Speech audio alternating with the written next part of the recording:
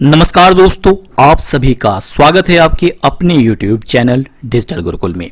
आज हम लोग बात करेंगे मोदी मंत्रिमंडल में वर्तमान में कौन क्या है के बारे में। सारी चीजों को बहुत ही डिटेल से देखेंगे विद पिक्चर, और जितनी भी आज तक प्रश्न बने हैं सभी को कवर करेंगे। बहुत ही इंपॉर्टेंट सेशन होने वाला है। इसके पहले भी मैंने एक सेशन अपलोड किया था, लगभग 30 लाख लोगों ने देखा और सराहा। क्यों इतने लोगों ने देखा और सराहा, वीडियो को देखिए, खुद जान जाएंगे। शुरुआत करते हैं सबसे पहले देश के प्रथम नागरिक कहे जाने वाले देश के राष्ट्रपति यानी प्रेसिडेंट के बारे में। हमारे राष्ट्रपति अभी कौन है? श्री रामनाथ कोविंद जी हमारे वर्तमान में प्रेसिडेंट यानी राष्ट्रपति है। अब ये एक ऐसा टॉपिक है जिनमें एग्जाम में सबसे ज्यादा प्रश्न पूछे जाते हैं और ये एग्जामिनर का one of the favourite topic है। शुरुआत करते हैं सबसे पहले। हमें ये तो पता चल गया कि हमारे राष्ट्रपति हैं श्री रामनाथ कोविंद जी। अब इनके परिचय के बारे में जानते हैं कि राष्ट्रपति होता कौन है। देश का राष्ट्रपति देश का प्रथम नागरिक होता है। इसके अलावा एग्जाम में पूछा जाता है कि देश के तीनों सेनाओं का प्रमुख कौन होता है, तो वो देश का राष्ट्रपति होता है। सभी सशस्त्र बलों का सर्वोच्च सेनापति कहा जाता है देश का राष्ट्रपति। इसके अलावा ये देश का संवैधानिक प्रमुख होता है। कौन प्रमुख होता है? संवैधानिक प्रमुख होता है। ध्यान रखिए, क्योंकि भारतीय संविधान में इनको कहने को तो कम से कम सबसे ज्यादा पावर दी गई है। एग्जाम में ये भी पूछ लिया जाता है कि देश का वास्तविक प्रमुख कौन होता है, तो देश का संवैधानिक प्रमुख होता है राष्ट्रपति, जबकि देश का वास्तविक प्रमुख यानी एक्चुअली में सबसे ज्यादा पावर होती है किसके पास? प्रधानमंत्री के पास। तो दोनों चीजों में कंफ्यूज मत होइए, संवैधानिक प्रमुख राष्ट्रपति और वास्तविक प्रमुख होता है प्रधानमंत्री। इसके अलावा देश के कार्यपालिका का भी प्रमुख होता है कौन? राष्ट्रपति। ध्यान रखिए, देश के कार्यपालिका यानी जो केंद्रीय कार्यपालिका और राज्य कार्यपालिका की बात की जा रही है। हमारे राष्ट्रपति जो होते हैं वो राज्य के प्रमुख होते हैं, जबकि प्रधानमंत्री जो होता है वो सरकार का प्रमुख होता है। तो ये तो हुई एक राष्ट्रपति की परिचय। अब बात करते हैं और क्या क्या प्रश्न पूछे जाते हैं। जैसे पूछ लिया जाएगा कि श्री रामनाथ कोविंद जी भारत के कितने नंबर के राष्ट्रपति हैं, तो वे 14वें राष्ट्रपति यानी 14th नंबर के प्रेसिडेंट हैं। एक राष्ट्रपति के बारे में भारतीय संविधान के किस अनुच्छेद में वर्णन है, तो अनुच्छेद 52 से लेकर अनुच्छेद 78 यानी आर्टिकल 52 से लेकर आर्टिकल 78 तक इसके बारे में वर्णन है। भारतीय संविधान के भाग 5 में वर्णित है अनुच्छेद 52 से 78 तक किसके बारे में? भारत के राष्ट्रपति के बारे में। इसके अलावा अगर पूछा जाए कि राष्ट्रपति का कार्यकाल कितने दिनों का होता है, तो राष्ट्रपति का कार्यकाल होता है 5 वर्षों का। इसके चुनाव के बारे में पूछा जा सकता है, इसे कैसे चुना जाता है, तो लोकसभा और राज्यसभा तथा विधानसभा के निर्वाचित सदस्यों के द्वारा चुनाव किया जाता है एक राष्ट्रपति का। राष्ट्रपति की सैलरी कितनी होती है? 5 लाख रुपए भारत के राष्ट्रपति की सैलरी है। इनको शपथ ग्रहण कौन करवाता है, तो सुप्रीम कोर्ट के मुख्य न्यायाधीश के द्वारा इनको शपथ ग्रहण करवाया जाता है। रिसेंटली के एग्जाम में पूछ लिया गया कि राष्ट्रपति की मिनिमम एज कितनी होनी चाहिए, तो मिनिमम एज 35 वर्ष होनी चाहिए। और इनकी योग्यता के अनुसार से जो वर्णन है भारतीय संविधान में, तो आर्टिकल 58 में इनकी योग्यता के बारे में वर्णन है भारतीय संविधान में। याद रखिए किसमें? आर्टिकल 58 यानी अनुच्छेद 58 में वर्णन है इनकी योग्यता के बारे में। और कहा गया है कि मिनिमम एज होनी चाहिए 35 ईयर्स एक राष्ट्रपति के लिए। इसके अलावा इनको शपथ ग्रहण कौन करवाता है, तो सुप्रीम कोर्ट के मुख्य न्यायाधीश के द्वारा इनको शपथ ग्रहण करवाया जाता है। और भारत के अभी राष्ट्रपति हैं श्री रामनाथ कोविंद जी। इसके पहले ये बिहार के राज्यपाल थे। भारत के प्रथम राष्ट्रपति कौन थे? श्री राजेंद्र प्रसाद। आप सभी को पता होगा, बट उनको भारत रत्न कब दिया गया था, तो 1962 यानी 1962 को उनको भारत रत्न दिया गया था।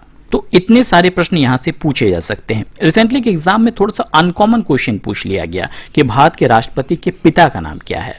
तो अभी वर्तमान में राष्ट्रपति हैं श्री रामनाथ कोविंद जी, उनके पिता का नाम है श्री मैकोलाल और उनकी माता का नाम था श्रीमती कलावती देवी। तो ये दोनों ही चीजें इंपॉर्टेंट है, बहुत बार पूछा जा सकता है, इंपॉर्टेंट है। इनसे बाहर प्रश्न नहीं बनेंगे। शुरुआत करते हैं अब नेक्स्ट उपराष्ट्रपति यानी भारत के दूसरे नागरिक कहे जाने वाले वाइस प्रेसिडेंट के बारे में। हमारे वाइस प्रेसिडेंट कौन है? श्री वेंकैया नायडू जी। अब उपराष्ट्रपति के बारे में क्या क्या प्रश्न बन सकते हैं। भारत का उपराष्ट्रपति भारतीय संविधान का दूसरा सर्वोच्च पद होता है। आपको पता होगा, पहला सर्वोच्च पद होता है राष्ट्रपति का, दूसरा सर्वोच्च पद होता है किसका? उपराष्ट्रपति का। एक उपराष्ट्रपति भारत का दूसरा नागरिक होता है, क्योंकि पहला नागरिक तो हो जाते हैं कौन? भारत के राष्ट्रपति। भारतीय संविधान में उपराष्ट्रपति का पद अमेरिका के संविधान से लिया गया है। कहाँ के संविधान से? अमेरिका के संविधान से लिया गया है। इसके अलावा अनुच्छेद 63 यानी आर्टिकल 63 के अनुसार उपराष्ट्रपति के पद का गठन का उल्लेख है भारतीय संविधान में? आर्टिकल याद रखिए, अनुच्छेद 63। इसके अलावा अनुच्छेद 64 यानी आर्टिकल 64 के अनुसार उपराष्ट्रपति राज्यसभा का सभापति होता है। ये भी ध्यान रखिए, दोनों आर्टिकल इंपॉर्टेंट है, 63 और 64। ये दोनों आर्टिकल भारत के उपराष्ट्रपति के बारे में बताते हैं। अच्छा, एक प्रश्न कि अगर भारत में राष्ट्रपति है, प्रधानमंत्री हैं, बाकी सारे लोग हैं, तो वो उपराष्ट्रपति का कार्य क्या होता है? तो हमारे अनुच्छेद 65 यानी आर्टिकल 65 के अनुसार अगर राष्ट्रपति की मृत्यु हो जाए, या तो राष्ट्रपति पर महाभियोग चलाया जाए, या तो किसी कारण से राष्ट्रपति त्याग पत्र दे दे, या तो किसी कारण से अगर राष्ट्रपति एब्सेंट हो, तो इस कंडीशन में उपराष्ट्रपति राष्ट्रपति का कार्य संभालता है। तो इसी कारण से उपराष्ट्रपति का पद बनाया गया है। तो 3 आर्टिकल इंपॉर्टेंट है, 63, 64 और 65। ध्यान रखिए, बताते हैं किसके बारे में? उपराष्ट्रपति के बारे में। आगे बढ़ते हैं और बात करते हैं कि निर्वाचन। हम लोगों ने जिस प्रकार से देखा कि एक राष्ट्रपति का निर्वाचन लोकसभा, राज्यसभा तथा विधानसभा के निर्वाचित सदस्यों के द्वारा किया जाता है, तो उपराष्ट्रपति का निर्वाचन अनुच्छेद 67 यानी 66 में उपराष्ट्रपति का निर्वाचन का उल्लेख है। उपराष्ट्रपति के निर्वाचन में राज्यसभा तथा लोकसभा के मनोनीत तथा निर्वाचित दोनों सदस्य भाग लेते हैं। ध्यान रखिए, इसके निर्वाचन में विधानसभा के सदस्य भाग नहीं लेते हैं। ध्यान रखिए, इनकी आयु की अगर बात करें तो राष्ट्रपति की तरह ही उपराष्ट्रपति की आयु मिनिमम 35 वर्ष होनी चाहिए। इनके कार्यकाल के बारे में बात करते हैं तो अनुच्छेद 67 यानी आर्टिकल 67 में उपराष्ट्रपति के कार्यकाल के बारे में वर्णन है। राष्ट्रपति की तरह ही उपराष्ट्रपति का कार्यकाल होता है 5 वर्षों का। इसके अलावा एक ध्यान दीजिए स्पेशल चीज है, वो है संकल्प प्रस्ताव। और उपराष्ट्रपति के पद को हटाने के लिए संकल्प प्रस्ताव लाया जाता है। जिस प्रकार से राष्ट्रपति को हटाने के लिए महाभियोग लाया जाता है, उसी प्रकार से अगर उपराष्ट्रपति को हटाना हो तो उसके लिए संकल्प प्रस्ताव लाया जाता है। तो दोनों चीज याद रखिए, राष्ट्रपति के लिए महाभियोग, जबकि उपराष्ट्रपति के लिए संकल्प प्रस्ताव। अब रिसेंटली के एग्जाम में पूछ लिया गया कि संसद किनको किनको मिलकर बनता है, तो भारत के राष्ट्रपति, लोकसभा तथा राज्यसभा, इन तीनों को मिलकर संसद बनता है। ध्यान रखिए, ये बहुत इंपॉर्टेंट है, बहुत बार पूछ लिया गया कि भारत का संसद यानी किसको मिलकर बनता है? लोकसभा, राज्यसभा तथा राष्ट्रपति, इन तीनों को मिलकर बनता है। लोकसभा जो होता है निम्न सदन होता है हमारा, राज्यसभा जो हमारा उच्च सदन होता है। इसके अलावा एक स्पेशल कंडीशन है, अनुच्छेद 68 यानी आर्टिकल 68 में बताया गया है कि राष्ट्रपति की अनुपस्थिति में उपराष्ट्रपति पद पर कितने दिनों तक बना रह सकता है। अगर किसी कारण से राष्ट्रपति एब्सेंट हो तो उसके पद पर काम करते हैं उपराष्ट्रपति, ये तो हमें पता है, बट कितने दिनों तक वो कार्य कर सकते हैं? तो मिनिमम 6 ईयर्स यानी 6 माह, माफ कीजिएगा दोस्तों, 6 मंथ तक ही कार्य कर सकते हैं, उससे ज्यादा नहीं। ठीक है, इसके अलावा उनको शपथ ग्रहण कौन करवाता है? तो अनुच्छेद 69 में उपराष्ट्रपति के शपथ का उल्लेख है। उपराष्ट्रपति को शपथ राष्ट्रपति के द्वारा दिलाया जाता है, याद रखिए। इसके अलावा उपराष्ट्रपति अपना त्याग पत्र किसको दे सकता है? राष्ट्रपति को ही दे सकता है। चलिए आगे बढ़ते हैं, बात करते हैं वेतन के बारे में। अनुच्छेद 97 आर्टिकल 97 में उपराष्ट्रपति के वेतन का उल्लेख है। उपराष्ट्रपति को राज्यसभा के सभापति के वेतन के रूप में भारत के संचित निधि से 4 लाख रुपए दिए जाते हैं। याद रखिए, राष्ट्रपति को 5 लाख रुपए और उपराष्ट्रपति की सैलरी होती है 4 लाख रुपए, दोनों में कंफ्यूज मत होइए। तो इस प्रकार से हमारे कंप्लीट हो गए उपराष्ट्रपति। दोस्तों, अगर आप लोगों को लगता है कि ये सेशन फायदेमंद है तो 1 सेकंड रुक के लाइक कर लीजिए, तब आगे बढ़िए, क्योंकि बहुत मेहनत लगती है एक वीडियो को बनाने में। आप भी देख पा रहे हैं कि कितनी मेहनत लगती है। आई होप आप लोगों ने लाइक कर लिया है। नहीं क्या सोच रहे हैं दोस्तों? लाइक कर लीजिए, फिर आगे बढ़िए। चलिए बढ़ते हैं, अब बात करते हैं भारत के प्रधानमंत्री यानी प्राइम मिनिस्टर ऑफ इंडिया के बारे में। मोस्ट इंपॉर्टेंट चीजें हैं। आपको पता है हाल ही में लोकसभा के चुनाव हुए और भारत में दूसरी बार फिर से प्रधानमंत्री बने श्री नरेंद्र मोदी। हमारे प्रधानमंत्री हैं श्री नरेंद्र मोदी, आप सभी को पता होगा। इनके बारे में क्या क्या प्रश्न बन सकते हैं? सबसे पहले परिचय के बारे में कि एक प्रधानमंत्री होता कौन है। तो जिस प्रकार से राज्य का प्रमुख होता है राष्ट्रपति, उसी प्रकार से प्रधानमंत्री सरकार का प्रमुख होता है। श्री नरेंद्र मोदी भारत के कितने नंबर के प्रधानमंत्री हैं? तो ये 15वें प्रधानमंत्री हैं बाय पर्सन। इसके अलावा हाल ही में 17वें लोकसभा चुनाव हुआ और दूसरी बार ये भारत के प्रधानमंत्री बने। इससे पहले ये गुजरात के 14वें मुख्यमंत्री थे। ध्यान रखिए, इसके पहले ये क्या थे? गुजरात के मुख्यमंत्री थे और गुजरात के 14वें यानी 14th नंबर के मुख्यमंत्री थे। रिसेंटली के एग्जाम में पूछ लिया गया कि भारत में कितने ऐसे प्रधानमंत्री हुए हैं जो पहले किसी राज्य के मुख्यमंत्री थे। तो 6 ऐसे व्यक्ति हुए हैं जो किसी राज्य के पहले मुख्यमंत्री थे। मोरारजी देसाई, पीवी नरसिंह राव, चौधरी चरण सिंह, बीपी सिंह, एचडी देवगौड़ा और नरेंद्र मोदी, ये सारे पहले किसी राज्य के मुख्यमंत्री थे, बाद में जाकर भारत के प्रधानमंत्री बने।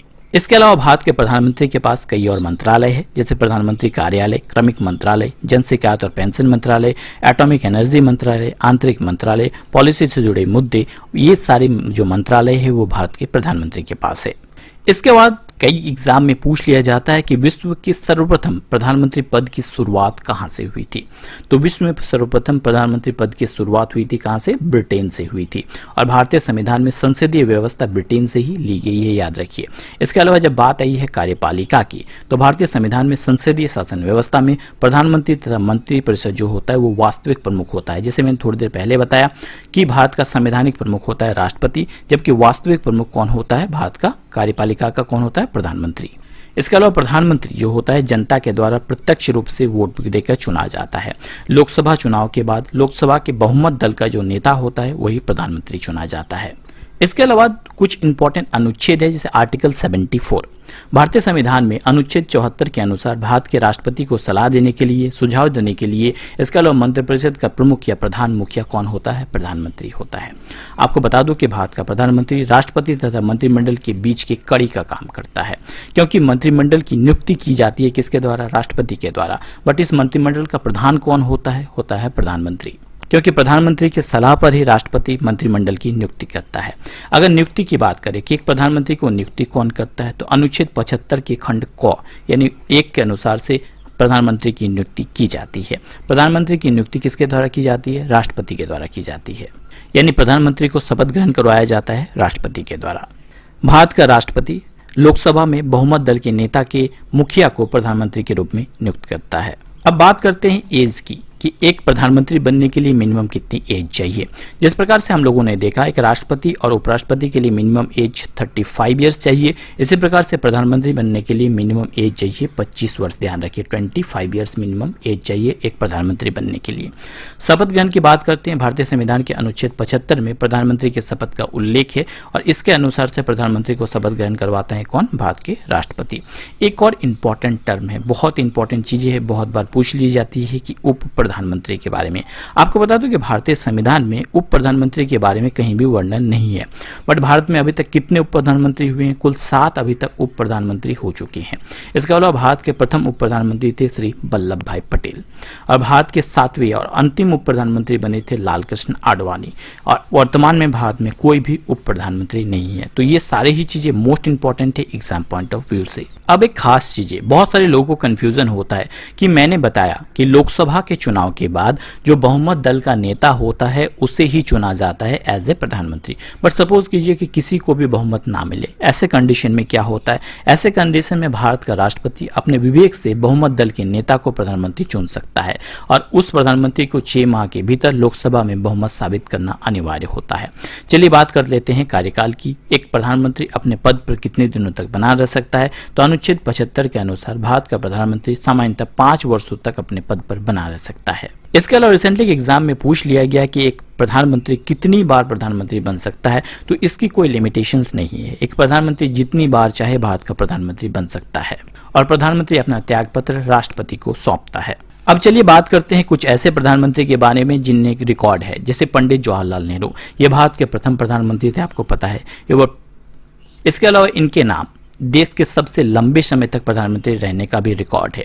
पंडित जवाहरलाल नेहरू 16 वर्ष 9 महीने और 11 दिन तक भारत के प्रधानमंत्री रहे। तो इनके नाम 2 रिकॉर्ड है, एक तो भारत के पहले प्रधानमंत्री, और दूसरा सबसे लंबे समय तक अपने पद पर बने रहने वाले प्रधानमंत्री थे पंडित जवाहरलाल नेहरू। आगे बढ़ते हैं, बात करते हैं अटल बिहारी वाजपेयी के बारे में। ये भारत के सबसे कम कार्यकाल वाले प्रधानमंत्री रह चुके हैं। अटल बिहारी वाजपेयी 13 दिन के लिए प्रधानमंत्री बने थे, इसके बाद वो फिर से भारत के प्रधानमंत्री बने। अगला है विश्वनाथ प्रताप सिंह। विश्वनाथ प्रताप सिंह भारत में अविश्वास प्रस्ताव का सामना करने वाले प्रथम प्रधानमंत्री थे। कौन? विश्वनाथ प्रताप सिंह। आगे बढ़ते हैं, बात करते हैं श्रीमती इंदिरा गांधी के बारे में। भारत की प्रथम महिला प्रधानमंत्री थी श्री इंदिरा गांधी। चंद्रशेखर सिंह भारत के ऐसे प्रधानमंत्री थे जिन्होंने स्वतंत्रता दिवस के दिन लाल किले में भारत को झंडा नहीं फहराया था। ध्यान रखिए, कौन थे? चंद्रशेखर सिंह। इसके अलावा राजीव गांधी भारत के सबसे कम आयु के प्रधानमंत्री थे। नेक्स्ट इंपॉर्टेंट प्रश्न, वर्तमान में हमारे देश के वित्त मंत्री कौन है? तो करेक्ट आंसर है श्री निर्मला सीतारमण जी। ध्यान रखें, निर्मला सीतारमण जी हमारी भी वित्त मंत्री यानी फाइनेंस मिनिस्टर है। इनके नाम कई रिकॉर्ड है। ये भारत की पहली पूर्णकालीन महिला रक्षा मंत्री रह चुकी है। इसके अलावा भारत की पहली पूर्णकालीन महिला वित्त मंत्री भी रही है, क्योंकि इसके पहले इंदिरा गांधी रक्षा मंत्री और वित्त मंत्रालय संभाल रही थी, बट पूर्णकालीन उनके पास और भी बहुत सारे मंत्रालय थे, बट पूर्णकालीन भारत की पहली रक्षा मंत्री रही है। कौन? निर्मला सीतारमण। ये तमिलनाडु की मदुरई से है। अब जब बात आई है भारत के वित्त मंत्रालय की, तो हाल ही में इन्होंने बजट पेश किया। एग्जाम में पूछ लिया जाता है कि भारत के पहले वित्त मंत्री कौन थे, तो लियाकत अली खान भारत के पहले वित्त मंत्री थे। 22वें नंबर के वित्त मंत्री थे पीयूष गोयल और 23वें नंबर के वित्त मंत्री बनी है कौन, निर्मला सीतारमण। एक वित्त मंत्री का काम क्या होता है? उसका काम देश का आम बजट तैयार करना एवं वह देश की अर्थव्यवस्था का संचालन करना मुख्य काम होता है भारत के वित्त मंत्री का। आगे बढ़ते हैं और बात करते हैं वर्तमान में हमारे देश के गृह मंत्री कौन है। तो हमारे होम मिनिस्टर अभी हैं श्री अमित शाह जी। भारत की आंतरिक सुरक्षा का संबंधित विषयों को देखरेख करना एक गृह मंत्री का काम होता है। अमित शाह जी भारत के 29वें नंबर के गृह मंत्री बने हैं। भारत के पहले गृह मंत्री थे सरदार वल्लभ भाई पटेल जी, जिन्हें लौह पुरुष के नाम से भी जाना जाता है। नेक्स्ट इंपॉर्टेंट प्रश्न, वर्तमान में हमारे देश के रक्षा मंत्री कौन है? तो हमारे रक्षा मंत्री ने डिफेंस मिनिस्टर अभी हैं राजनाथ सिंह। ये भारत के 27वें नंबर के डिफेंस मिनिस्टर है। भारत की रक्षा तथा आंतरिक सुरक्षा बनाए रखने का काम होता है डिफेंस मिनिस्टर का। भारत के पहले रक्षा मंत्री थे बलदेव सिंह जी। 26वें नंबर के रक्षा मंत्री रही है भारत की निर्मला सीतारमण जी और 27वें नंबर के रक्षा मंत्री बने हैं कौन, राजनाथ सिंह। तो दोस्तों आज के लिए इतना ही। वीडियो ज़्यादा लंबा हो रहा है, इसलिए हम लोग नेक्स्ट पार्ट जल्दी ही कवर कर देंगे और आपको उसका लिंक डिस्क्रिप्शन बॉक्स में मिल जाएगा। ज़्यादा लंबे वीडियो मैं नहीं कवर कर रहा हूँ, नेक्स्ट पार्ट जल्दी ही अपलोड कर दूंगा और लिंक डिस्क्रिप्शन बॉक्स में दे दूंगा। अगर आप लोगों को लगता है कि वीडियो आपके लिए फायदेमंद है तो लाइक, सपोर्ट और शेयर करना मत भूलिए। आज के लिए इतना ही, जल्द ही लौटेंगे नई वीडियो नई नॉलेज के साथ। आज के लिए आपका क्विज का प्रश्न है, आप मुझे बताइए कि हमारे देश के महान्यायवादी यानी अटॉर्नी जनरल कौन है? सुनील अरोड़ा, रंजन गोगोई, के वेणुगोपाल या चंद्रशेखर राव? आपको इसका उत्तर कमेंट बॉक्स में कमेंट करके बताना है। Thanks for watching my video. जय हिंद, जय भारत दोस्तों।